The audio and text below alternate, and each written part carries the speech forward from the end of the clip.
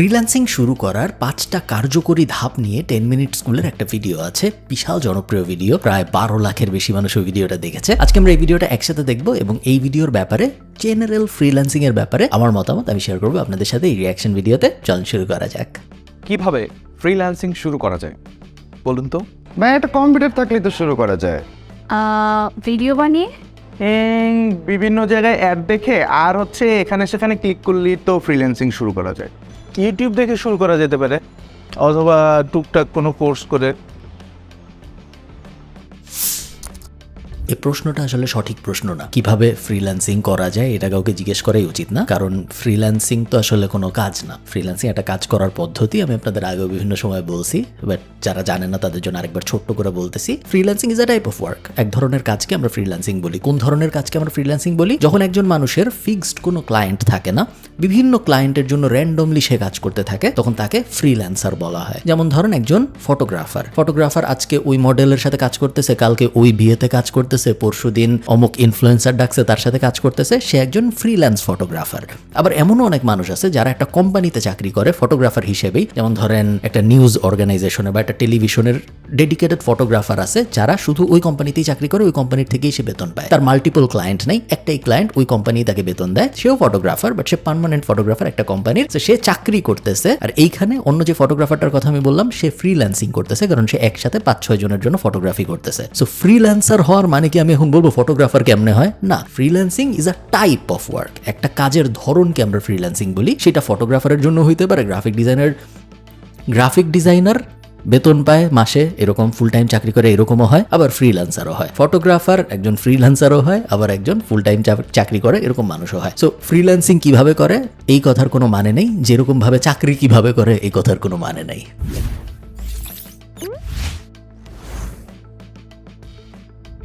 Freelancing শুরু করার 5টা সহজ স্টেপ শিখবো এই ভিডিওতে। So let's start. আমার খুব ভালো লাগে যখন কেউ অনেক সুন্দর করে কথা বলে এবং খুব প্রেজেন্টেবল হয়। আমি নিজেও তো প্রেজেন্টেবল না, আপনারা দেখতে পাইতেছেন আমি একটা সবুজ গেঞ্জি পরে র্যান্ডম ভিডিও করতেছি এবং আমার কথাবার্তাও করতেছি, খাইতেছি, এই ধরনের। বাট উনাকে যখন আমি দেখছি যে খুব সুন্দর একটা স্যুট পরে একদম প্রফেশনালি একটা হোয়াইট বোর্ডের সামনে দাঁড়িয়ে ভিডিও করছে, দেখতে খুব ইমপ্রেসিভ লাগে আমার এসব। ফ্রিল্যান্সিং শুরু করার প্রথম ধাপ একটা স্কিলকে প্রপারলি শেখা। আপনি ফ্রিল্যান্সিং করতে গেলে আপনাকে যে কোনো একটা স্কিল খুব ভালোভাবে শিখতে হবে, জানতে হবে, পারতে হবে, অ্যান্ড দেন আপনি ওই স্কিলটাকে সেল করে আসলে ফ্রিল্যান্স মার্কেট প্লেসে কাজ করতে পারবেন।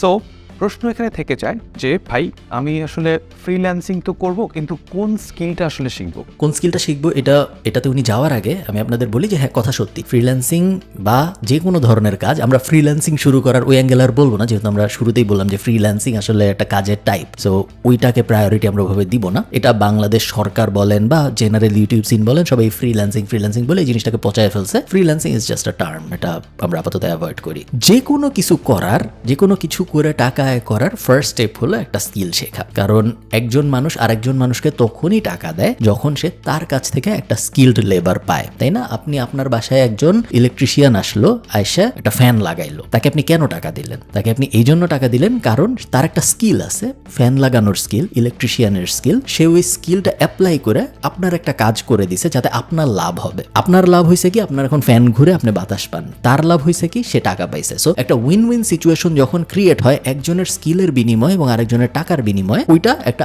আইডিয়াল ট্রানজাকশন অফ বিজনেস, তাই না? সো এই ট্রানজাকশন হওয়ার জন্য যে জিনিসটা অবশ্যই লাগে সেটা হলো একটা স্কিল। একটা স্কিল যদি না থাকে, ওই ইলেকট্রিশিয়ানের কাজকর্ম করার স্কিল না থাকতো, সেক্ষেত্রে তো আপনি তাকে টাকা দিতেন না। সো স্কিল অবশ্যই প্রাইমারি। সেকেন্ড আরেকটা যে জিনিস খুব ইম্পর্টেন্ট সেটা হলো দ্য এবিলিটি টু সেল। এটা হয়তো উনি বলেন না, আমি জানি না সামনে বলবেন নাকি। শুধু একটা স্কিল জানি এটা এনাফ না, স্কিলটা বেচতে পারার এবিলিটিটা খুব বেশি ইম্পর্টেন্ট। যদি আপনি আপনার স্কিলটা বেচতেই না পারেন, মানুষ যদি না বুঝে, মানুষকে যদি আপনি কনভিন্স করতে না পারেন যে হ্যাঁ অন্যান্য যত ইলেকট্রিশিয়ান আছে তাদেরকে হায়ার না করে আমাকে হায়ার করা উচিত, কারণ আমি এই কারণে ভালো, এই জিনিস আমি করছি, দেখো আগে এগুলা ভালো, তাহলে কিন্তু আপনি আগাইতে পারবেন না, আপনি যত বড় স্কিলড মানুষই হন। সো স্কিল অনেক ইম্পর্টেন্ট, সেল করতে পারার স্কিল আরো বেশি ইম্পর্টেন্ট। সেক্ষেত্রে আমি আপনাদেরকে দু একটা সাজেশন দিতে পারি।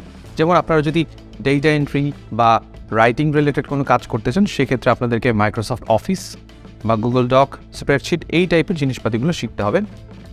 উনি এখানে একটা দাগ দিল, কিন্তু আমি আপনাদের বলি এই যে data entry, Microsoft Office, Google doc sheet, এগুলো কোনো স্কিলের মধ্যে পড়ে না, এগুলোর পিছনে যাওয়া যাবে না। এমন কিছু যা একটা 5-10 বছরের বাচ্চাকে 1-2 ঘন্টার মধ্যে শিখায় ফেলা যায় সেটা কোনো স্কিল না, এটা কমন সেন্স দিয়ে বোঝা যায়। আমি যদি আমার 10 বছরের ছেলেকে, 10 বছরের মেয়েকে, 10 বছরের ভাইগনাকে, 10 বছরের কোনো এক পিচ্চিকে এখানে এই চেয়ারটায় ওকে বসায় রাখি এবং ওকে আমি এখানে দেখাই যে কিভাবে মাইক্রোসফট ওয়ার্ডে কাজ করতে হয়, কিভাবে এক্সেলে কাজ করতে হয়, 1 ঘন্টার বেশি লাগবে না, ওরা পুরো জিনিস বুঝাই ফেলে। মাইক্রোসফট ওয়ার্ডের আবার কাজ কি? একটা সাদা মাইক্রোসফট ওয়ার্ড বের করে কিবোর্ড দিয়ে টাইপ করলেই তো মাইক্রোসফট ওয়ার্ডের কাজ হয়ে যায়। ফরম্যাটিং এর বেসিক সবাই পারে, টাইমস নিউ রোমান দিবন এরিয়াল দিয়ে ওগুলো সবাই পারে। গুগল ডক সেম জিনিস। এক্সেল একটু অ্যাডভান্সড, বাট এআই চলে আসার কারণে এক্সেলও অ্যাকচুয়ালি মিডিওকার লেভেলের হয়ে যাচ্ছে আস্তে আস্তে। বেশিরভাগ মানুষের অ্যাডভান্সড এক্সেল ফাংশনালিটির জন্য এআই এর হেল্পে তারা করে ফেলতে পারে। সো ডেটা এন্ট্রি টাইপ জিনিসপত্র আমি স্কিলের কাতারে রাখি না। সাধারণত পিরামিডের একদম নিচে ধরেন সবচেয়ে বাজে কোয়ালিটির মানুষজন যারা কিছু একটা করতে চায় তারা ডেটা এন্ট্রি টাইপ জিনিসপত্রের দিকে যায়। ওই দিকে যায় ইনকামও কখনো হয় না, ওই দিকে যায় বড় লোকও কখনো কেউ হয় না, এবং ওই জিনিস তাও রিপ্লেস হয়ে যাচ্ছে এআই এর কারণে।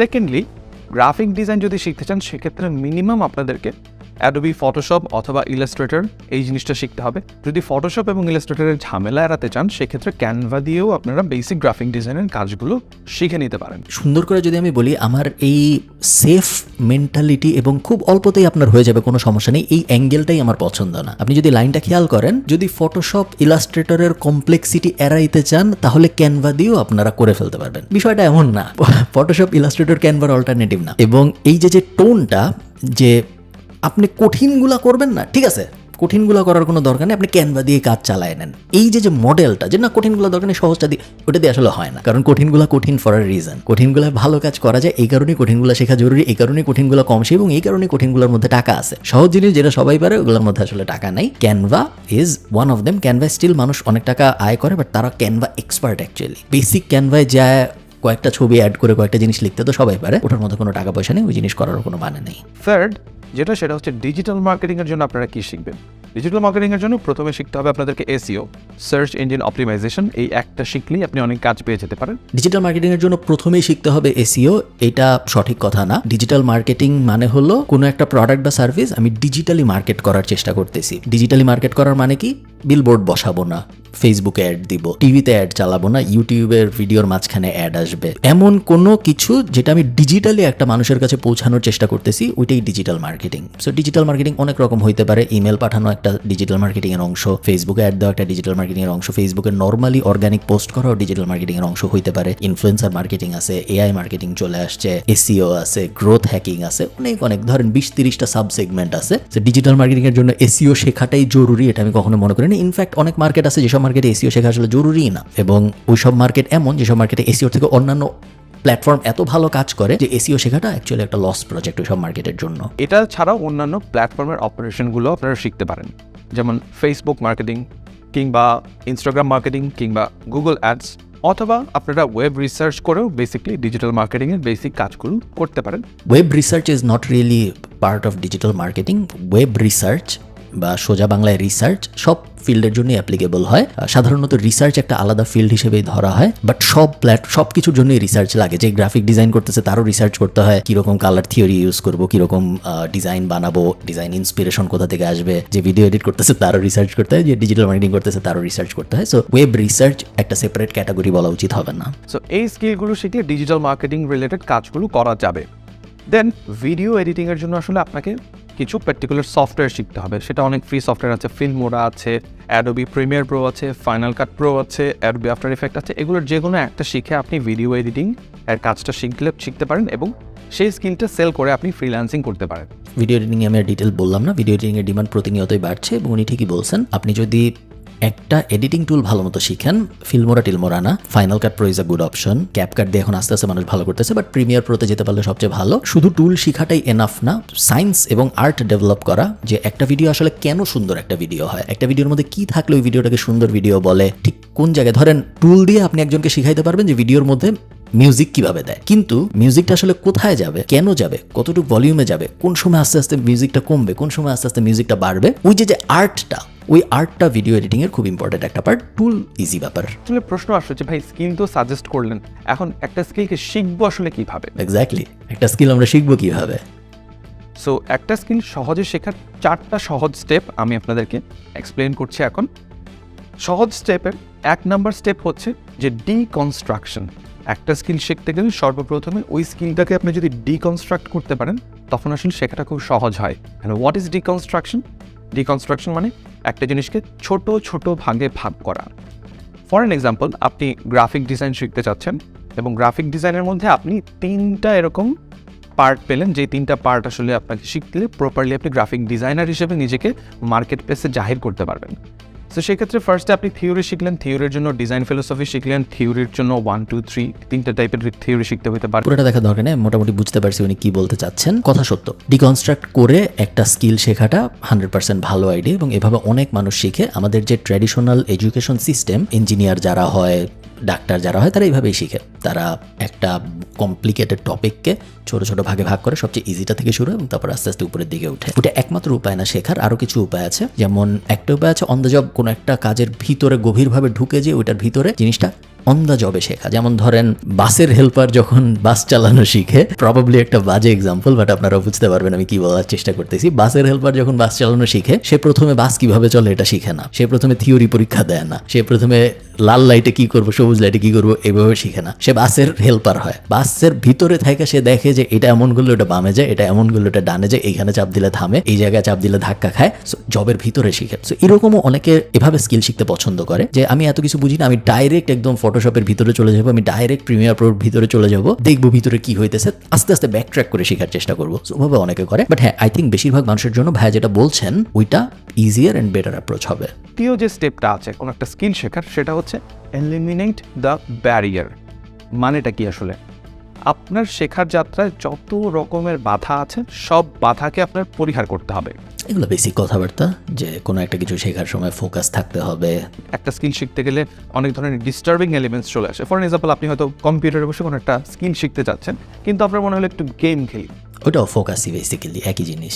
সবচেয়ে চ্যালেঞ্জিং যে বিষয়টা শেখার বেলায় মোটিভেশনটা ধরে রাখা। যে আপনি খুব মোটিভেটেড হলেন, একদিনের হচ্ছে শিখবেন, দ্বিতীয় দিন শিখছেন, থার্ড দিন থেকে মোটিভেশনটা কমে যায়। সো এই মোটিভেশনটা ধরে রাখার জন্য আপনি করতে পারেন কি, নাম্বার 1, নিজেকে কোনো একটা জায়গায় দায়বদ্ধ রাখতে পারেন, যে ভাই আমি যদি এটা না করি আমার জবাবদিহিতার জায়গা আছে।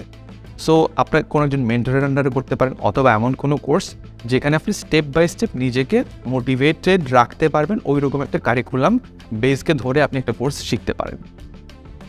কোনো একটা কিছুর মোটিভেশন মূলত যায় হলো যখন ওই জিনিসটা কঠিন হওয়া শুরু করে। কারণ কঠিন হওয়ার আগ পর্যন্ত সব কিছুই মজার। কোনো একটা সহজ জিনিস যদি আমি আপনাকে করতে দিই, আপনি দিনের পর দিন করতে পারবেন, কোনো সমস্যা নেই, দেখবেন ভালোই লাগতেছে। যখনই ওই জিনিস আস্তে আস্তে কঠিন হয় তখন মোটিভেশন আস্তে আস্তে কমে, কারণ ব্রেইন আমাদের বলে অন্যান্য আরও অনেক সহজ জিনিস আছে চারিদিকে, ওগুলা কর, এটা করতেছিস কেন এই কঠিন জিনিসটা। সো মোটিভেশন আনার সবচেয়ে বেস্ট উপায় হলো কুইক উইন্স অ্যাচিভ করার চেষ্টা করা। আপনি ধরেন খুব তাড়াতাড়ি একটা এমন লোগো বানায় ফেলতে পারছেন যেই লোগোটা অ্যাপ্রিসিয়েটেডও হয়েছে এবং অ্যাকচুয়ালি রিয়েল লাইফে ইউজও করতেছে মানুষজন। আপনি খুব তাড়াতাড়ি একটা ক্লায়েন্ট পেয়ে গেছেন যে আপনাকে অল্প টাকা দিছে বা ফ্রি কাজই আপনি করার কারো অপরচুনিটি পাইছেন। সো কাজগুলা পাইলে যখন ডোপামিন আসে তখন মোটিভেশন আসে। যে কোনো কাজে আপনি যখন শিখতে যাবেন শুরুতে অনেক সহজ থাকে, তারপর একটু কঠিন হয়, তারপর আর একটু কঠিন হয়, তারপর অনেক কঠিন হয়, তারপর আরও অনেক কঠিন, তারপর আবার আস্তে আস্তে সহজ হওয়া শুরু হয়। এই যে কঠিন হওয়ার পার্টটা, ওই পার্টটাই মেনলি মানুষ মোটিভেশনটা ধরে রাখতে পারে না, কারণ জিনিস কঠিন হয়ে গেছে। অ্যান্ড 4 নাম্বার যে স্টেপটা, সেটা হচ্ছে প্র্যাকটিস প্র্যাকটিস প্র্যাকটিস। অবশ্যই, আসলে অবভিয়াস, আমি 10 মিনিট স্কুল তো আসলে ম্যাস মানুষজনের জন্য ভিডিও বানায়, সবাই দেখবে। সো অনেক বেসিক কথা আছে যেগুলা 10 মিনিট স্কুলের বা ভাইয়ার বলতে হচ্ছে হয়তো, যেগুলা আমি হইলে হয়তো বলতাম না। যে ফোকাস থাকতে হবে তো সবাই জানে, প্র্যাকটিস করলে ভালো হবে তো সবাই জানে, বাট আমি তো একটা স্পেসিফিক অডিয়েন্সের জন্য বানাই। বাট 10 মিনিট স্কুল যেহেতু পুরো দেশের জন্যই বানায় বলা যায়, সো ওদের অনেক কিছু আরও ডাউন বা ব্রেকডাউন করতে হয়, যেটা হয়তো আমার করা লাগে না। মূল আলোচনায় ফিরে যাই, যে আমরা ফ্রিল্যান্সিং শুরু করার ফার্স্টের স্টেপের মধ্যে কিন্তু এতক্ষণ ব্যাখ্যা করলাম। এবার সেকেন্ড স্টেপে দেখব যে কি সেকেন্ড স্টেপ, সেটা হচ্ছে কাজ সংক্রান্ত একটা পোর্টফোলিও তৈরি করা। পোর্টফোলিও বানান ভুল, আমি 10 মিনিট স্কুলের কাছ থেকে এটা আশা করি নাই। পোর্টফোলিও না পোর্টফোলিও, ইংলিশ শব্দ, সব বাংলা। এখন পোর্টফোলিও জিনিসটা কি আসলে? পোর্টফোলিও জিনিসটা হচ্ছে এমন একটা প্লেস ওয়েবের যেখানে হচ্ছে আপনি এতদিন পর্যন্ত যে যে কাজ করেছেন সেগুলোকে সংরক্ষণ করে রাখা। সেটা হতে পারে কোনো ওয়েবসাইট, সেটা হতে পারে কোনো drive, storage, any other thing. So আপনি যে স্কিলটা জানেন বা শিখেছেন সেই স্কিলটাকে নিয়েই একত্রিত করেই বেসিক্যালি আপনাকে পোর্টফোলিওটা সাজাতে হবে। সো আমি উদাহরণস্বরূপ বলছি যে যারা গ্রাফিক ডিজাইনার আছে তাদের জন্য বিহ্যান্স একটা খুব ভালো পোর্টফোলিও সাইট, ড্রিবল একটা খুব ভালো পোর্টফোলিও সাইট, অ্যান্ড প্রশ্ন একটা আসে এই জায়গাতে যে ভাই আমি তো কোনো ক্লায়েন্টের কাজ করিনি, তাহলে আমি পোর্টফোলিওটা বানাবো কিভাবে? সেক্ষেত্রে চিন্তার কোনো কারণ নাই, কারণ আপনি যখন একটা কাজ বা স্কিল শিখছেন তখন ওই কাজ বা স্কিল শিখতে গিয়ে আপনি অনেক ধরনের প্রজেক্ট করেন, সেই প্রজেক্টগুলোকে দিয়েই কিন্তু আপনি সুন্দর একটা পোর্টফোলিও বানিয়ে ফেলতে পারেন। পোর্টফোলিও যদি আপনার না থাকে, বা পোর্টফোলিও তো একটা কঠিন শব্দ, সহজ করে বললে example of what you learn, এটা যদি আপনার না থাকে তাহলে আপনি কোনো জায়গায় যেই ভালো করতে পারবেন না এরকম ক্ষেত্রে। কারণ দেখেন, একটা ডাক্তার কেন একটা জায়গায় চাকরি পায়? কারণ ওর একটা সার্টিফিকেট আছে, এই সার্টিফিকেট দেখেই যে চাকরি দিচ্ছে সে হসপিটাল বুঝে যে হ্যাঁ ওর এই সার্টিফিকেট আছে, ওর FCPS আছে, MBBS আছে, ও ডাক্তারি তার মানে পারে, ওকে ছোট পজিশনে নিই, তারপর জবের ভিতরে আস্তে আস্তে ওকে উপরের দিকে উঠাবো যদি ওর পারফরমেন্স ভালো হয়। একজন লোগো ডিজাইনার যখন আপনার সামনে আসে, একটা ভিডিও এডিটর যখন আপনার সামনে আসে, একটা AI কোডার যখন আপনার সামনে আসে, একটা এলিমেন্টর এক্সপার্ট যখন আপনার সামনে আসে, এই সব স্কিলের তো সার্টিফিকেট নেই। সো কিভাবে বুঝবো? একটা ক্লায়েন্ট কিভাবে বুঝবে যে অমুক মানুষ যে এসে বলতেছে আমি SEO পারি? সবাই তো বলে, কিভাবে পারে? আমার একটা SEO টিউটোরিয়াল আছে ইউটিউবে, 7.5 লাখ মানুষ দেখছে। তো বাংলাদেশে ঘরে ঘরে SEO এক্সপার্ট থাকার কথা, তাই না? বাট কিভাবে বুঝবো? বুঝবো প্রমাণ দিয়ে। ওই প্রমাণটাকেই পোর্টফোলিও বলে। যে এই যে 5টা ওয়েবসাইট, এই 5টা ওয়েবসাইটকে আমি এই 25টা কিওয়ার্ডের জন্য র্যাঙ্ক করছি, দেখেন এগুলো ভালো ভালো কিওয়ার্ড, কম্পিটিটিভ কিওয়ার্ড, তারপরেও আমি র্যাঙ্ক করতে পারছি, দেখেন। সো আপনি আমাকে হায়ার করতে পারেন। এই যে 30টা লোগো, দেখেন এই 30টা লোগো আমি বানিয়েছি। ইনফ্যাক্ট আপনার বিজনেসের লোগোরও 2-3টা ভার্সন আমি বানাইছি। এই যে দেখেন আমার কাছে আছে, এগুলো যদি আপনার ভালো লাগে আসেন আমরা একসাথে কাজ করি। আপনার সোশ্যাল মিডিয়ার জন্য একটা পোস্ট আমি অলরেডি বানাইছি। এই যে দেখেন এটার মধ্যে এই জিনিস চেঞ্জ করি। আপনি অলরেডি একটা টুইটারে পোস্ট করছিলেন, আমি দেখছি গত সপ্তাহে, বাট পোস্টার এই জিনিস আমার ভালো লাগে নাই, এই কারণে আমি পোস্ট আবার নতুন করে ডিজাইন করছি। এই যে দেখেন ডিজাইন, এগুলো হলো পোর্টফোলিওর এক্সাম্পল, এগুলো হলো এক্সাম্পল অফ ওয়ার্কের এক্সাম্পল। সো ওই জিনিস যদি আপনার না থাকে আপনি তো সার্টিফিকেশন দিয়ে দেখাইতে পারবেন না। সো ওই কারণেই পোর্টফোলিও ব্যাপারটা বা এক্সাম্পল অফ ওয়ার্ক থাকাটা জরুরি। তৃতীয় যে স্টেপটা আছে ফ্রিল্যান্সিং শুরু করার জন্য, যে থার্ড স্টেপ, সেটা হচ্ছে মার্কেট প্লেসে অ্যাকাউন্ট খোলা এবং প্রোফাইলটা আপডেট করা।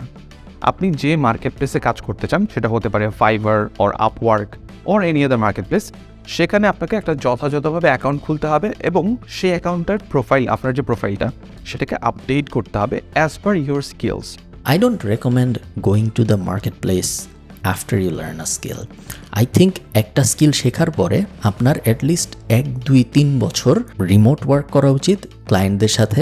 দেশি ক্লায়েন্ট হইতে পারে, বিদেশি ক্লায়েন্ট হইতে পারে, বা অ্যাকচুয়াল ফিজিক্যাল ওয়ার্ক করা উচিত কোনো একটা অফিসে, যে 1 বছর 2 বছর 3 বছর, যেন আপনার এনাফ এক্সপিরিয়েন্স, এবং তারপরে আপনার মার্কেট প্লেসের দিকে যাওয়া উচিত যদি ইচ্ছা থাকে। মার্কেট প্লেস আমার মনে হয় তাও যাওয়া উচিত না, কারণ আপওয়ার্ক, ফাইবার এসব জায়গা বা ফ্রিল্যান্সিং তথাকথিত বলতে আমরা যা বুঝি, এর থেকে ভালো অপরচুনিটি মার্কেট প্লেসের বাইরেই থাকে। রিমোট ওয়ার্কের হাজার হাজার ওয়েবসাইট আছে, ওগুলায় থাকে। প্রত্যেকটা ট্র্যাডিশনাল জব পোর্টালেও এখন রিমোট ওয়ার্কের অপশনস আছে, সো ওইসব জায়গায় থাকে। এবং নেটওয়ার্কিং এর মেন্টালিটিও যদি আপনার ভালো হয়, তাহলে কাজ শেষ হইতে হইতে আসলে কাজ পাওয়ার অপরচুনিটি সৃষ্টি শুরু হয়। So market place should be your last option. Market place is not an ideal immediate option after আমি শিখলাম, আফটার আমার পোর্টফোলিও হলে এরপর আমি মার্কেট প্লেসে যে অ্যাকাউন্ট খোলা শুরু করবো। আই থিঙ্ক এটা এখন আর ওয়াইজ না। এবং মার্কেট প্লেসের কিছু উদাহরণ ভাইয়া দিয়েছেন, Upwork, Fiverr, freelancer.com। Upwork and Fiverr ঠিক আছে, কোনো সমস্যা নেই। freelancer.com is a scammy market place. So নতুনদের জন্য আমি বলবো এটা অ্যাভয়েড করলেই ভালো। ফুটিয়ে তুলে আপনার প্রোফাইলটাকে আপডেট করতে হবে। আর আরেকটা জিনিস এখন করতে হয়, সেটা হচ্ছে যে NID দিয়ে একটু ভ্যারিফাই করে নিতে হয় আইডিটাকে। আপনি কোনো স্কিল না শিখে অবশ্যই কোনো মার্কেট প্লেসে অ্যাকাউন্ট খুলবেন না, প্লিজ, এটা কখনোই করবেন না। আপনি যখন একটা স্কিল শিখলেন, শেখার পরে, প্রপারলি বোঝার পরে, জানার পরেই তারপর আপনি মার্কেট প্লেসে গিয়ে অ্যাকাউন্ট করবেন।